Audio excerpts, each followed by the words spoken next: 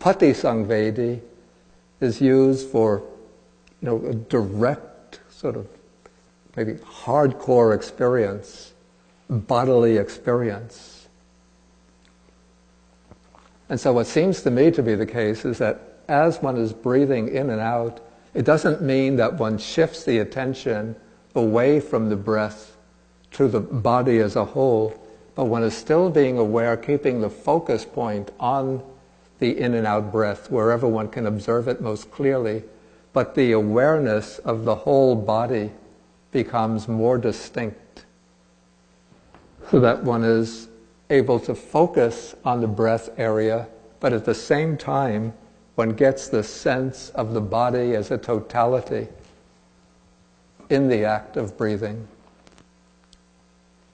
There's a technical word for this in maybe neurology or physiology, proprioceptive. Has anybody come across that word before?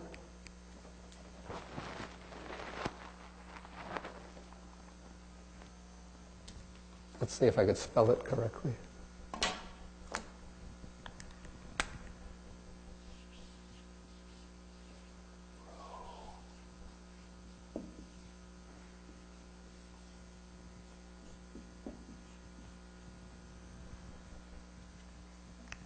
I think that's correct.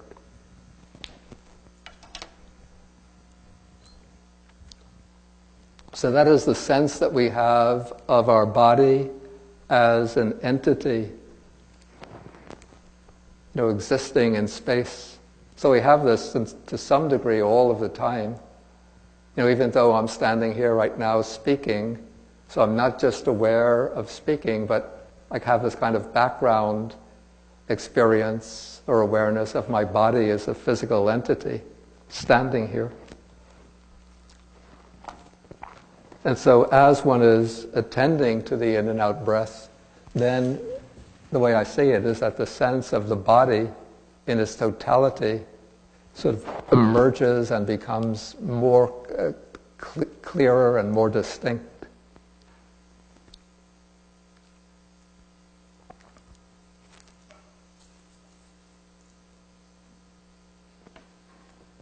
Okay, then we come to the fourth phase of the first tetrad. This is, I shall breathe in, tranquilizing the bodily formation. He trains thus, I shall breathe out, tranquilizing the bodily formation. Now what's called the bodily formation here is kaya sankhara.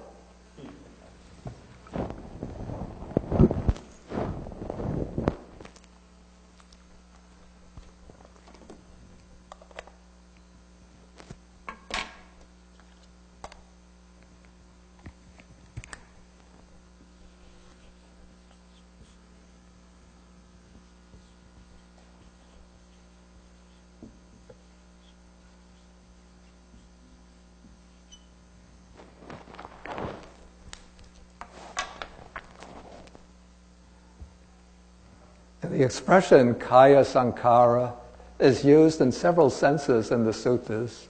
Usually it's used to mean activities performed with the body, that is, volitional activities done with the body that create karma. But here it's used in a special sense to mean the in and out breathing. We find this definition of the bodily formation in Sutta number 44.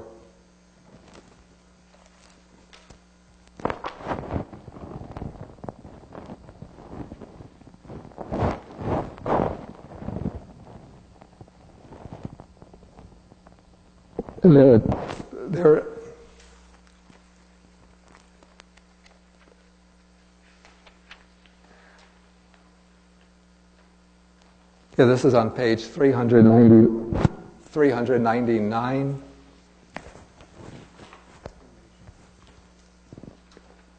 It's said here that in and out breathing are the bodily formation, then the question is raised, why are in-breathing and out-breathing the bodily formation? Then the reason is given that in-breathing and out-breathing are bodily. They are states or dhammas bound up with the body. That's why in-breathing and out-breathing are the bodily formation. So that would be the meaning of bodily formation, which is relevant here. It's the in-breathing and out-breathing. And so one trains thus, I shall breathe in, tranquilizing the bodily formation. One trains thus, I shall breathe out, tranquilizing the bodily formation.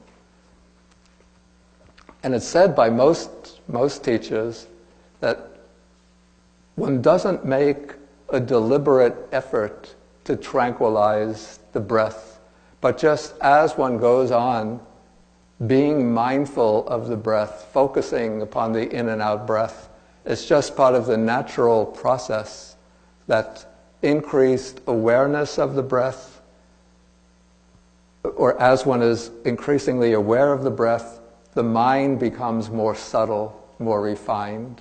And as the mind becomes more subtle and more refined, then the breathing becomes more subtle, more refined, or more tranquil.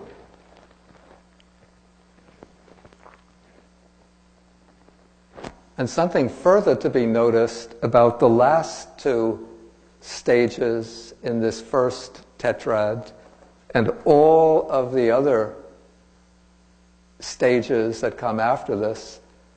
In the first two stages, the Buddha speaks about the monk. He understands this.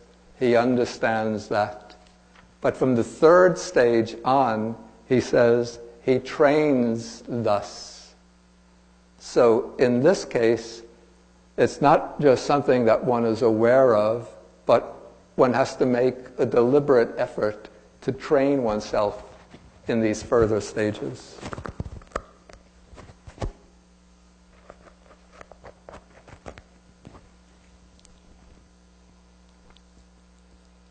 But most teachers that I've learned from or read or heard say, don't make a deliberate effort to breathe more slowly or more calmly, but just be aware of the breath. And as one is aware of the breath, that is the training. As one is aware of the breath, then the breath on its own will become subtler, more tranquil. Okay, maybe at this point I'll pause and ask whether there's any questions on anything we've covered so far. Not yet going into the later sections. Yes?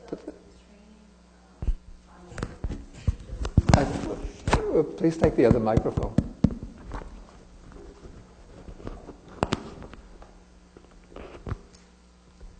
So is the training to be aware?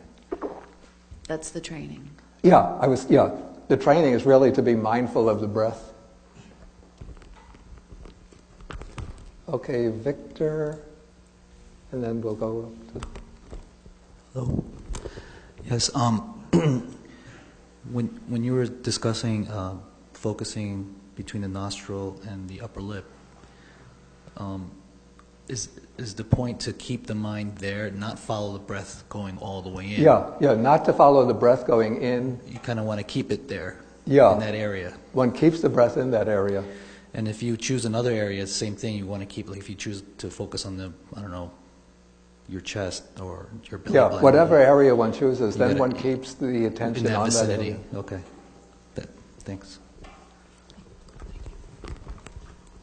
And it's not between the nostrils and the upper lip, but it's any place within this area where one feels the breath most distinctly. So it can be, for some people, they'll get the sense of the breath just inside the nostrils. Some people will get it a little bit just on the outer rims of the nostrils. Some people will get it over the area just below the nostrils. It will differ from one person to another. Well, one starts off not narrowing the area too much. Because if one narrows it too much, then it will become too subtle and then the mind will drift away. You mentioned, or you talked about why he started with the long breath as opposed to the short breath, Yeah. and I assume you have speculated about that, and I'd be grateful to hear if you can share some of that speculation. I didn't quite get... You raised the question of why long came before short. Yeah. I assume you thought about that a certain amount, and I wonder if you had come up with any thoughts. I haven't. I said it's been a puzzle for me. I don't know if anybody else has any ideas about this. But the only one I thought of, and I rejected, but it came up, is that in his most recent experience, the long breath is what was present for him because he's so deeply engaged in it. But he's teaching other people, and I'm sure he would also have considered that. So I share your puzzlement. Yeah. Okay, it's a layman's understanding. When you are running or some extra activity, your body needs more oxygen, and your breath would be faster, I would believe. While if you are relaxed and you are not doing much, I see. I mean, these are layman's understanding of the breath. Because times I could barely breathe earlier, you know. So, and of course, that's why you can't walk or you can't run. Because Right, but if you're running... automatically it becomes faster, I would think. Because body needs more oxygen, you know. I mean, these just not the Dhamma, these are just the layman's. I have a question. But that would... But you can also modify it on your own, if you want. Yeah, but that would mean that the short breath should come first. Okay, one is running, then one stops running. Okay, when one stops, the breath is coming more quickly, so it's shorter. Then as one settles down, the breath is more relaxed, so then it comes longer. So He needs activity. When there's activity and he needs oxygen, it has to come faster. But at the time of meditation, then you are relaxed completely. And you can vary depending on whether you want a long breath or a short breath. Because then the bodily demand is not there. but your example seems to imply that the short breath should still come before the long breath. Because when one stops running, one is breathing quickly and shortly. Or maybe the sense is that when the mind is more excited or the body is more agitated, say from running, then one is taking longer breaths because one needs more air. Then as the mind becomes calmer, then we say that the breath is shorter because one doesn't have to bring in so much air. Perhaps. Anyway, it's just conjecture. Any other questions? I have a question. Yeah, I have my own opinion. I have my own experience, and I have no problem going into the short breath. I start with the long. From my own experience, I start with the long, and I could go into my short breath, and I could experience that. My question is, when I go into the body, I don't know, because I seem to go into my short breath and stay there for a while, but sometimes I get lost there, so I don't know where I'm at, if I should experience the whole body, or I'm already doing so. I don't know. See, I've seen this before, and I try to experience it in my meditation, but I cannot differentiate either one because I seem to be in the short breath, and I get lost there, and I stay there, but I don't know where I'm at in the bodily. You see, formation, I don't see this one here, how to put it together. And if I'm experiencing that, you know what I mean? Or you don't get it? I don't quite get it. Okay. I go into, when I'm meditating, I'm in the long breath, right? I go into my short breath, because it always happens, when you sit down, the brain asks for more oxygen. When you're actually excited and thinking, you ask more oxygen. The brain asks for 25% of the oxygen. As you relax more, your mind is going to reduce the oxygen intake. So biologically, that's what happens. So you consume less oxygen. That's the reason why you're going to go in short breath, biologically, right? But my question is that as I go into my short breath, I stay there, and that's where I stay. Through my whole meditation, but I cannot see myself to go into the bodily formation. Where is it at? Because I cannot find, I tried this a few times, and I see where I find this at, in which point, in your experience, tranquilizing the bodily formation. Tranquilizing it, right, correct. It just seems to be the natural process, just as one goes on observing the breath, that the breath will become more tranquil, more relaxed, and it also becomes more drawn out. So I may be in it already, but I don't realize I am. In other Yeah, words. yeah, Right, yeah. Got it, understand. Correct, thanks.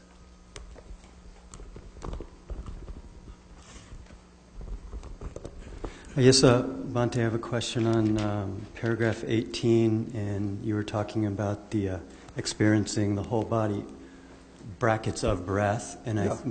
I think all other translations also make that point of breath. But I see your point now, where if we leave that out, it's really we're in a transitional stage where the breath becomes the bridge between mind and body, because the neck. He then talks about the tranquilizing the body. So we're actually moving. Well, it actually says tranquilizing the bodily formation, and then the bodily formation is identified with the in and out breathing. So it is tranquilizing the in and out breathing, but it could be that the awareness of the whole body becomes, as you put it, the transitional phase into tranquilizing the breath, because the breath seems to have an impact throughout the whole body. And so as one becomes aware of the whole body, then one will realize the need to, just to go on breathing more and more, in a more and more subtle way. And then as one breathes in a more subtle way, then the in and out breath are becoming tranquilized. Thank you. Okay. Thank you, Venerable. I wanted to thank you for a clarification on the piece breath and body. Yeah. I believe that Venerable Tansara Bhikkhu and Thich Nhat Hanh have your interpretation of breath and body as well. And then, of course, the question that kind of comes up from that, because you have I always find the Anapanasati interesting for this kind of battle that comes out over this particular verse. And so I kind the of... battle between people. Yeah, the battle between the interpretation, it's the breath body, it's breath in the body. And so I kind of have a practical question. Does it really matter, aside from trying to be precise with the body? Yeah, that's a good point. Because there's 16 stages in this process, could both work, I guess is kind of... I would say both could work. It's a practical training, and I'd say people differ, and one interpretation will work better with some people, the other interpretation will work better with other people. Thank you. And it seems also that as one is already in the first phase, before one gets into the 16 stages, with the first statement, mindful he breathes in, mindful he breathes out, it seems that to strengthen the mindfulness in that phase, one will be mindful, one has to be mindful of the beginning, middle, end, and then with the out-breath of the beginning, middle, end of the out-breath. So it seems to me that phase of being aware of the 3 stages is already taking place in that stage of being ever mindful one breathes in, ever mindful one breathes out. Thank you.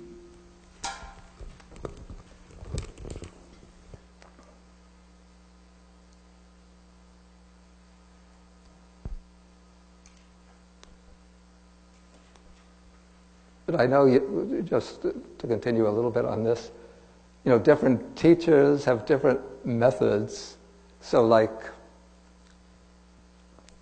Venerable Thanissaro's, his lineage comes from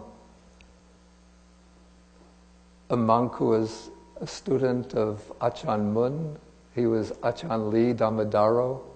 So his method of mindfulness of breathing actually involves observing the breath at different points within the body, which is very, very different from the mainstream, the Theravada tradition, which always says to observe the breath at one point.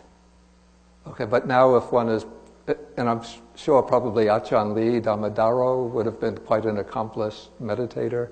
But then if one goes with Pa Auk Soyador, the Burmese meditation master, he'll say, keep the mind around the nostrils or the upper lip, because he's very beholden to the commentaries. And so he'll say, this is what the commentary says, that's the authority.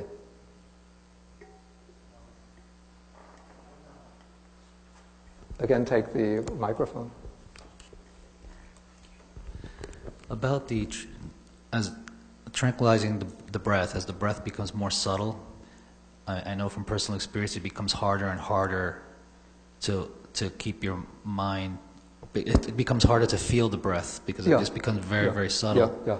So, is that? So what does one do at that situation? Does that lead to the second tetrad? Is that like one? No, I say one is still in the first tetrad there, but this is what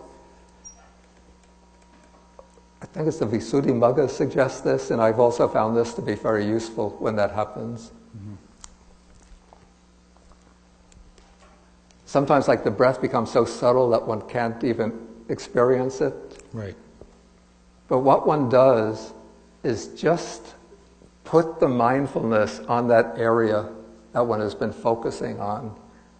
Not trying to observe the breath itself, but just keep the awareness in that area. Right. Just like you are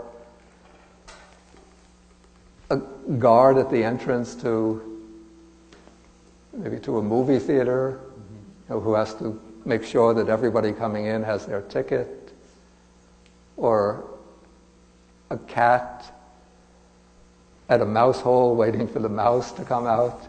So one just becomes very observant at that post, just with the awareness there. And as one just observes that, one will catch the breath coming back. Got it. But also what's sometimes been suggested, I think it was Goenka who suggests this, if the breath becomes too faint to follow, then one could take a few deliberate long breaths or strong breaths, breathe in and out, deliberately, strongly a few times, so that the sensation of the breath comes back. Then one will pick up the sensation again, and then one goes on observing it as it becomes more subtle. So one could try either of those two approaches.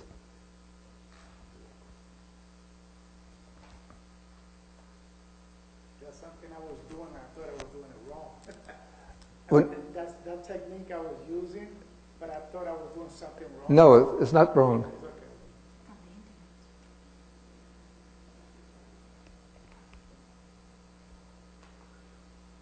It's okay. Okay, somebody says, the Buddha began his explanation of anapanasati without explicitly mentioning mindfulness, alertness, or sampajanya, and ardency. Are these three factors implied in the instructions? Yeah, they have to be involved in following the instructions, even though they're not explicitly mentioned. Because, he does mention mindfulness. He says, ever mindful one breathes in, mindful one breathes out. And sampajanya has to be there. I translate this as clear comprehension, because one has to be comprehending when breathing in, when breathing out. And what's meant by ardency is energy. And so there has to be mindfulness, and then clear comprehension and energy. And in fact, if one looks at the Satipatthana Sutta, Sutta number 10,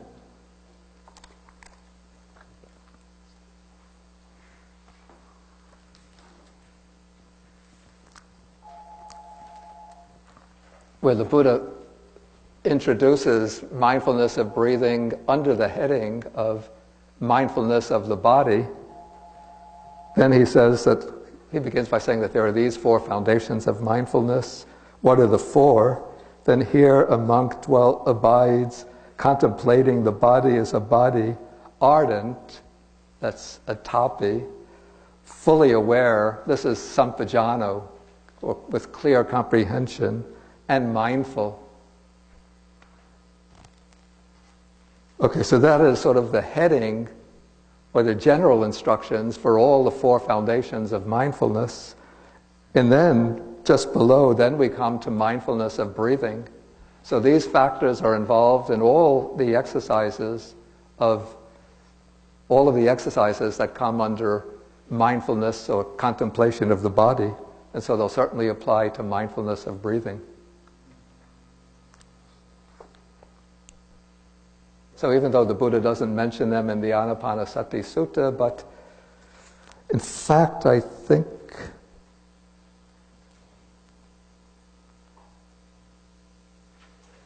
he does mention them, in fact, in the Anapanasati Sutta later when he's relating the 16 stages of mindfulness of breathing to the four foundations of mindfulness. Then he'll bring in, he says that on that occasion, the monk abides, this is on page 945, when he's engaged in each of the first four stages. On that occasion, the monk abides contemplating the body as a body, ardent, fully aware, or with clear comprehension, and mindful. So they are definitely present. Ravi, take the microphone.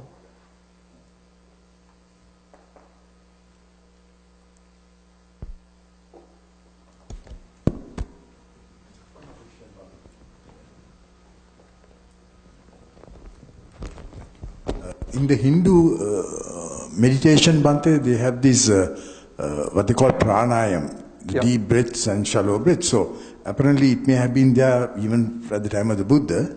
But in Buddhism, isn't it that we just focus mindfully on the natural breath? Yeah. The mindfulness of breathing is not, that exercise is actually not really part of the Hindu yoga meditation, no, I know, but it's part of the yoga practice, which is, regulating the breath through certain exercises. Right. But the Buddhist practice of mindfulness of breathing is not the same as pranayama. Yeah, pranayama means prana is breath, and yama is, I think, regulating, controlling. Right. But this is just observing the breath at its own natural rhythm. Right. Thank you, Bhante.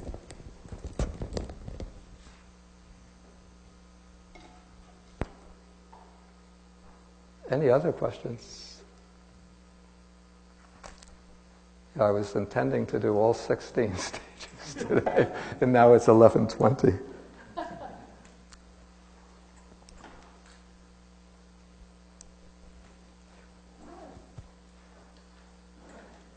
Okay, I think since it's 11:20, I think we have to stop for the day, and so we'll continue with the rest of the stages.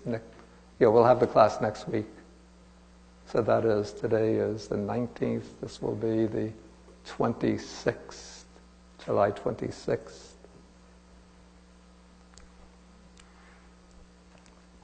And I should mention, I'm supposed to give a library lecture tomorrow. Is it 2 p.m.? 2 o'clock? It's on somewhat controversial topic. I call it Riding Two Vehicles to Nirvana. So if you have time and you're interested, then please feel welcome to come. And then for those who are interested in the study of Abhidharma, we'll be having the second phase of the Abhidharma course over the Labor Day weekend and extending a couple of days beyond. That's August 29th until September 3rd.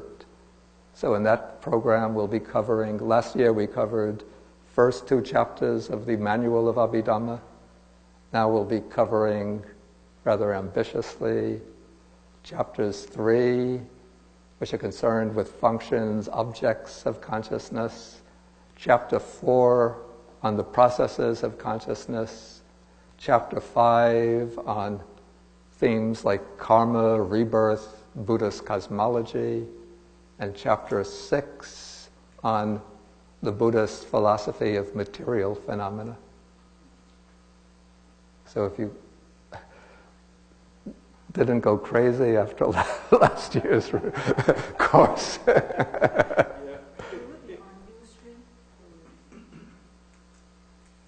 You mean live streaming?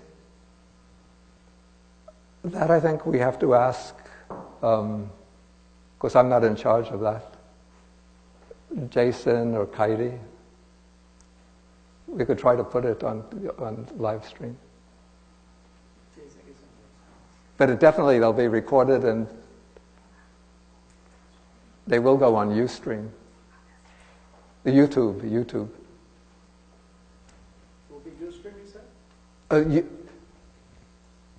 I said that they'll be recorded and then they'll come up on YouTube. Okay, so we end with the sharing of the merits. Now I think you have the page.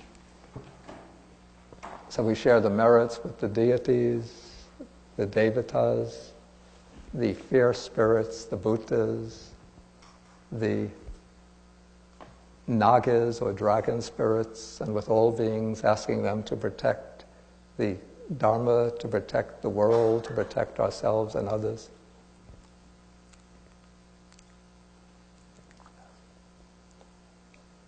Akasata chabumata deva naga mahidika punyantang anumoditva chirang rakantu sasanam. Akasata chabumata deva naga mahidika punyantang anumoditva chirang rakantu desanam. Akasata chabumata Deva naga mahidika punyantang anumoditva chirang rakantu mang parang. Etavatacham hehi sampadang punya sampadang sabbe deva dantu sabbasampati siddhya. Etavatacham hehi sampadang punya sampadang sabbe bhutanumodantu sabbasampati siddhya. Etavatacham hehi sampadang punya sampadang sabbe satanumodantu sabba sampati siddhya. Pavagupadaya avici hetato etantare satakayupapanna rupi arupi cha sanya sanyino dukkha pamuchantu pusantu nibuting.